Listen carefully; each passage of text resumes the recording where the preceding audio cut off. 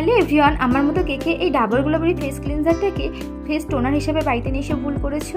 নিয়ে আসার পর বুঝতে পারছো না এটাকে কী করবে, কীভাবে ইউজ করবে, আবার অনেকে তো এটাকে টোনার হিসাবে ব্যবহারও করে ফেলেছো।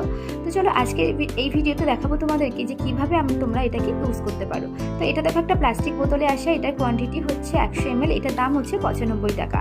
আর উপরে দেখো এরকম হোয়াইট কালারের ক্যাপ থেকে ক্যাপটাকে ওপেন করে এরকম একটা স্প্রে স্টাইলের এই বোতলটা। তো ভালো করে এটাকে স্কিনে স্প্রে করে নিতে হয়, নেওয়ার পরে একটা ভিজে কটন প্যাড দিয়ে সেটাকে মুছে ফেলতে হয়। এটা কিন্তু একদমই স্কিনে অ্যাবজর্ব হতে দেওয়া উচিত নেই, স্কিনে অ্যাবজর্ব হতে দিলে কিন্তু এটা ক্ষতি, কারণ এটা কিন্তু ফেস ক্লিনজার, এটা কিন্তু টোনার নয়।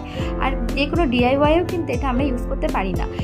এটা ফেস ক্লিনজার কিংবা মেকআপ রিমুভার হিসেবে কিন্তু আমরা ইউজ করতে পারি। যখন আমরা বাইরে থেকে আসি আমাদের স্কিনে কিন্তু অনেক ডার্ট জমে যায়, সেই ডার্টটাকে ক্লিন করার জন্য আমরা এটাকে ইউজ করতে পারি, কিংবা আমরা যখন মেকআপ করি তখন সেই মেকআপটাকে রিমুভ করার জন্য কিন্তু আমরা এটা ইউজ করে থাকি। এটা কিন্তু একদমই টোনার নয়, টোনার ভেবে স্কিনে অ্যাবজর্ব হতে দিলে কিন্তু এটা তোমাদের স্কিনের জন্য ক্ষতি।